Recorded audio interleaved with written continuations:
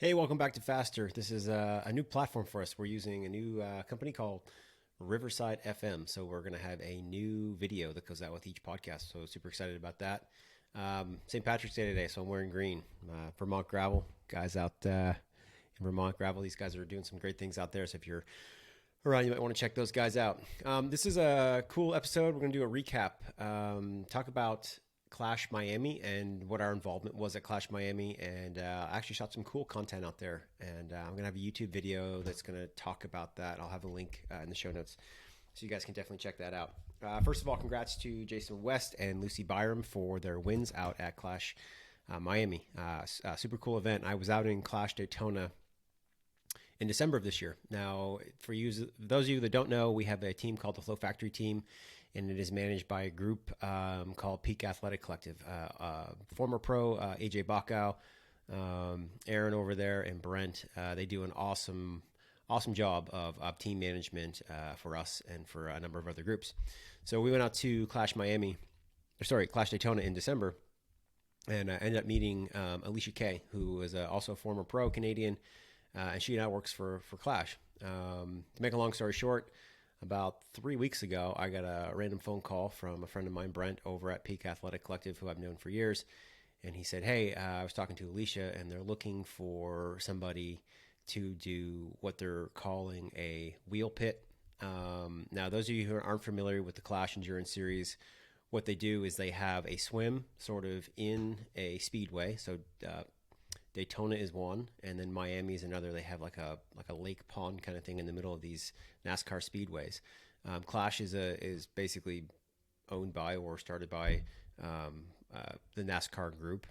So it's a very cool, interesting triathlon scene. So what you do is you get in the water, you swim, and then they come out and they basically cycle around the NASCAR track. And sometimes in this course in Miami in particular, there's some turns and things like that. But a lot of it is actually done on the NASCAR surface, which is actually a really fascinating thing. So their idea was because it's basically a loop type course, was that they wanted to have like a pit stop. If a pro or somebody that was in a race had a flat or any type of mechanical issue, they could pull into the pit. So we created something with them, and over the short couple weeks, I was able to get some stuff out there. I got myself out there, and we created the FLO Wheel Pit. So luckily, which is good. You never want to see anybody have any issues. We had a bunch of zeros on the both men's, women's, and their inaugural red line relay race. Nobody needed any maintenance, but we were there set up, and it was a cool thing. While I was there, I actually got some time to shoot some content with Clash. We did a sponsored or not promoted, or like a collaborative post talking about races like Clash that are on a surface like the Miami Speedway, the Homestead Miami Speedway, or in Daytona. And it's interesting. And I want to talk about it here on this podcast today because I think it's something for a lot of people to consider if you're ever looking at doing a Clash race or even any race, really. We talk a lot about rolling resistance recently, a lot about vibration and management, tire size, tire pressure. And what's very unique about a place like Homestead is a number of things, but let's first start with the actual surface of the road. So most of the time when you're out riding on your bike and we look at pressures, we want to understand the surface conditions of the road. How rough is it? And most pavement is really kind of going to be in like that medium grade. It's not really new. It's not really that beat up, but so we kind of, as a rule of thumb, going to go with medium for most courses. What's very unique about a course like Homestead and these NASCAR tracks is that it's really rough. Now, the video that I shot for the YouTube video, you guys can check it out. I actually have my hand right down there. We got the wheels on the ground. You can see it, how rough it is. It's almost like it's an exposed aggregate concrete. If anybody knows what that is, it's like this, parts of the aggregate, the stone, the gravel that's in the asphalt is there. And they do that for very specific reasons for the NASCAR. So as they're moving and they're going around that track, what they have is they need to ensure that they're going to have grip. And so they have a rougher surface. So it's so rough, in fact, that when we were looking at it and we were kind of grading what the surface was, we were looking at dropping most people's tire pressure around 10 PSI. And the reason for that is because as you get rougher, as you're moving your bike and your wheel over those surfaces, you're having to respond or react to, adjust to the actual bumps that go up and down. Again, let's just do a quick recap of why we want to set our pressures lower. So the main thing that you want to consider is that when you are pedaling and you're putting watts into the pedals, you want those watts to be moving you forward. So when your tire pressure is too high, it impacts something called what's the casing tension. And so as the casing tension goes up, you are creating a smaller and smaller contact patch, which basically if you take a tire and you put it on the ground and you sit on the bike, there's a flat section on the bottom. That's called the contact patch. Now, as that contact patch gets small enough and the tension in that tire gets high enough, as you start to hit these small imperfections in the surface of the road, you start to bounce. So when you bounce, that's energy that's being used to move you up and down as opposed to move you forward. Now, as we bring that tire pressure down and we make a larger contact patch and we lower the casing tension in the tire, what it allows us to do, as opposed to bounce over those bumps, it allows us to actually move over them smoothly. Kind of like think of a giant beach ball that's kind of flat, that's rolling. Well, it's not going to bounce. It just kind of rolls over anything. Now, it's much smaller scale, but we want to consider that when we're setting our tire pressures. So because the surface at these tracks is so rough, we do definitely want to consider that and bring those tire pressures down much lower. Now, another thing we want to point out is that when you get to that point where you start to bounce, it's called the impedance breakpoint. The impedance breakpoint is important because once you go above that, when your tire pressure is too high, your tire pressure is much more important, because for every PSI that you're over, you're basically losing 1 watt. If you're lower though, so if you're like 2 or 3 PSI too low, it's not the same. You're not losing watts that way. It's a much flatter curve when you're looking at how it impacts the rolling resistance. So what's important, especially on a course like this, is to get into people's minds that we do definitely need to bring those pressures down because of the surface conditions and how rough it is. Now, another very interesting thing about a track like, especially Homestead, is that it is so far south. We had a gun on the course out there, and the surface tension or temperature of the track was 136 degrees. So that is like extremely hot. Rule of thumb is that for every 10 degrees Fahrenheit that you increase the temperature, the change in the tire pressure in your tire is going to go up by about 2%. Now, I have a blog article about that. I talk about the math and show how that all works. But what you need to understand is you need to consider how you're airing up your tires and when you're doing that. Now, a lot of people, what they'll do is if they're going into a transition for a race or they're trying to get things set up, they're not really going to have maybe all the pumps or everything that they need in transition. Maybe they have a hand pump, but maybe they've traveled with a race to like a floor pump or something like that. So what they do is they'll be in their hotel. You might be at everyone generally gets to a hotel. They set that air temperature down like 65 because you can, it's cool. So they air up in the temperature. Tires are cold, air temperature is cold.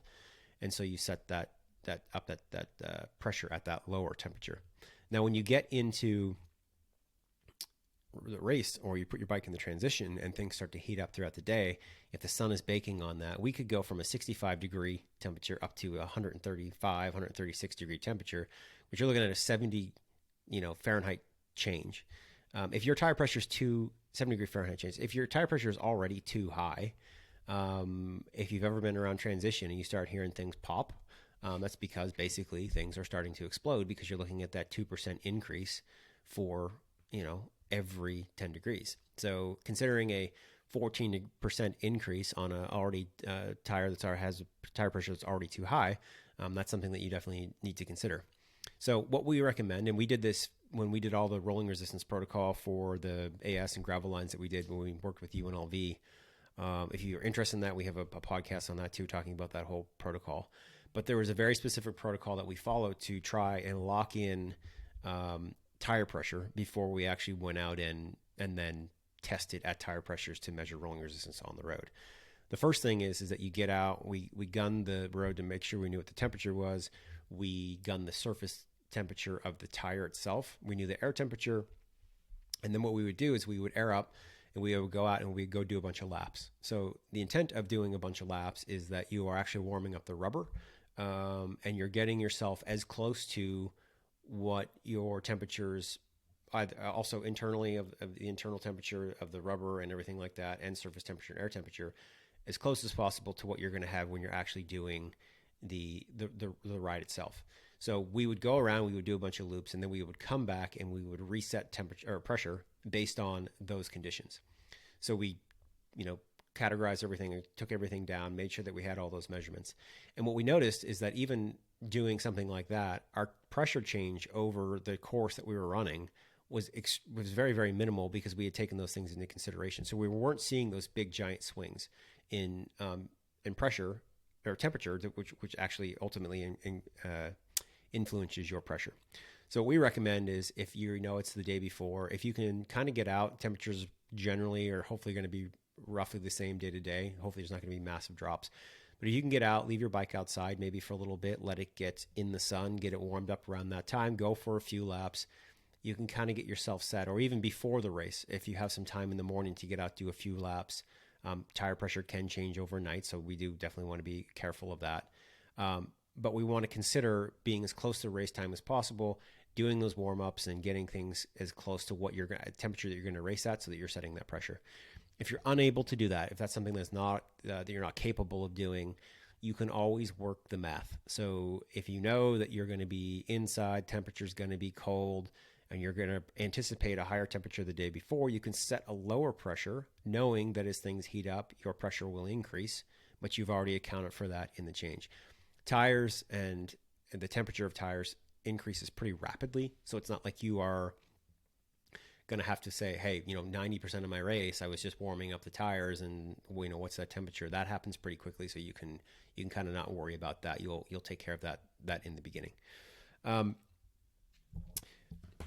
you think of a track too, like this, there is a very unique shape to a track. It's like a giant velodrome. So aerodynamics are always important. I'm not going to say that they're not important because they are. And if you're not on an aero wheel, then you just need to be on one because that's ultimately what needs to happen.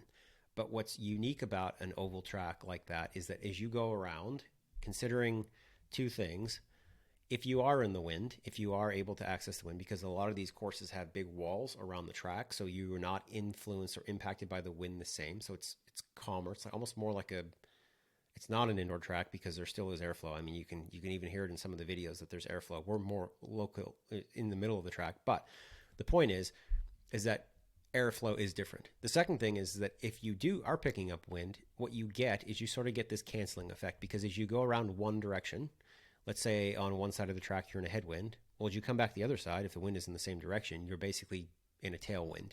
So it's kind of a balance. It's not like you're really riding in a headwind or a tailwind. You're riding in kind of a balance of all of that.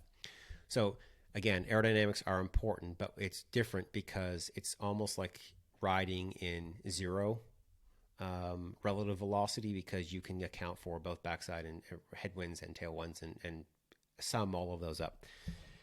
So because of that, what we want to consider is how do we optimize our rolling resistance as much as possible because we know we're not going to be in any sort of consistent steady headwind that is going to really want us to accommodate for aerodynamics. So what you generally want to do is be on the widest tire possible, A, for your wheel, and B, for your frame.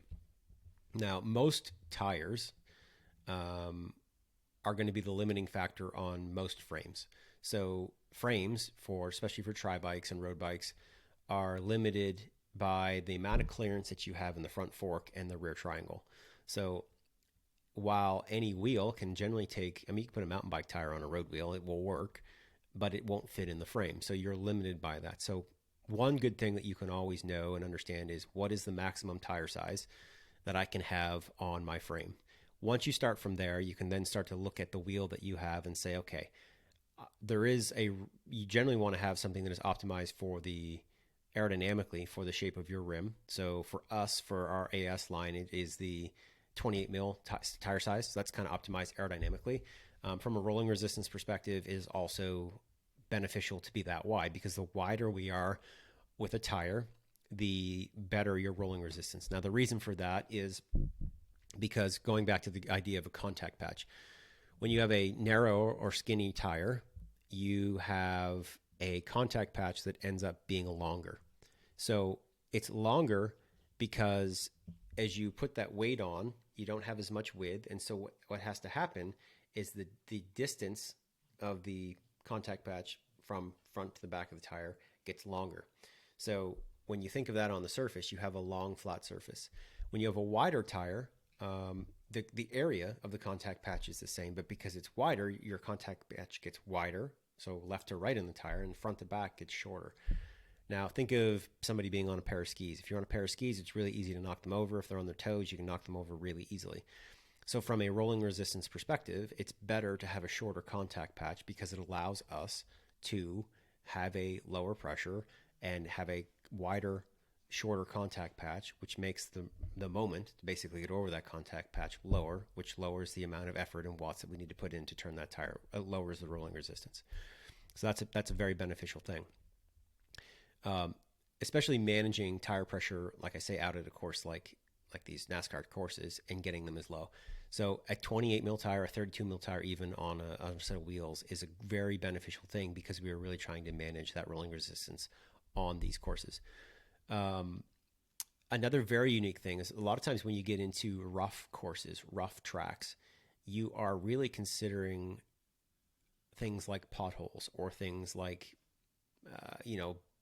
cracks in the road that ultimately can lead to rim strikes. So if you are going around on a rough road that's not like a NASCAR track, generally you want to manage your pressure where you bring it down enough, but you don't want to bring it too low because if you do hit a crack in the road or some sort of pothole, if you bottom out your rim, you can actually cause rim damage. You can do a whole number of things. You can get a flat. There's a whole number of things that happen.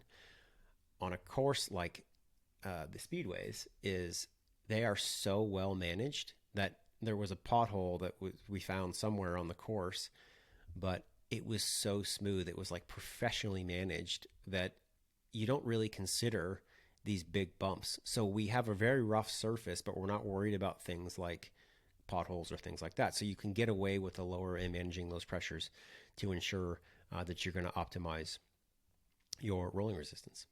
The final thing I'll say is that if you are going to do a race like this, definitely reach out to us. We have a bunch of charts and things like that. We're actually working on a calculator that's going to hopefully be out hopefully later this year. It's going to help with things like this. But if you're wondering what the ideal pressure is for your tires or what size you can get away with, we'll have a bunch of information like that. We can always help you with that. We also have our Wheel 101s. If you want to book some time, we can jump in. We just chat about things. A lot of times it's about wheel selection, what's best for people. Sometimes it's about setting up for a race, setting up for what your ideal tire pressure is. We are going to be doing some more branded content with Clash this year. I'll be out in Clash Daytona. We're going to be doing some more stuff, so definitely check that out. Follow those guys. Follow us if you want to check it out. Like I say, more YouTube content's going to be coming out. We're going to be talking about more surfaces. I do plan on being out in Kona probably in the next few weeks as the way it's looking now, and I'm going to be doing some work on looking at some roads out there, kind of looking at that course and trying to understand the roughness and surface of that. So I'll have some content up about that as well. So definitely check that out. Cool things, exciting things happening. Very excited about this work that we're doing with Clash. And they actually had a what's called their inaugural red line relay, which was a really cool thing. So it's kind of based on like Porsche races where they would do these like relays. And what they did is they had teams of 4, and they had to do 35 laps of the track. So I think it's just under 2 miles for each lap. So it took them about 4 hours, and there were rules. So basically your guy could be out as long as possible, and they could come in, you could change when they want. So they did that. It was a very fun race, an interesting thing, and they're going to continue those. I believe there's going to be another one in Daytona. So if you guys are looking for fun races this year, definitely check out Clash. They're doing some cool things. We're going to have a big party down again this year in Daytona for the Peak Athletic teams and also the Flow Factory team. If you're curious about that or want to check it out, definitely come in. You can meet me. I'll be there. And if you want to talk about being on one of the teams, definitely. We love having people on these teams. And if you want to be a part of that, come in and check it out. Thanks for tuning this in. I'll have another podcast coming out here soon. We are going to have Lee McCormick coming on, which I'm super excited about. He is a master of bike handling skills, and we are going to be doing some more content focusing on gravel. And there's a lot of triathletes and road cyclists that are moving into gravel, and some of those bike handling skills are maybe rusty or not quite developed for some of us road/dry guys. So we're going to talk to him and get some pointers and talk about through that. So looking forward to it. Everybody stay safe out there and ride safe, and we'll talk to you soon.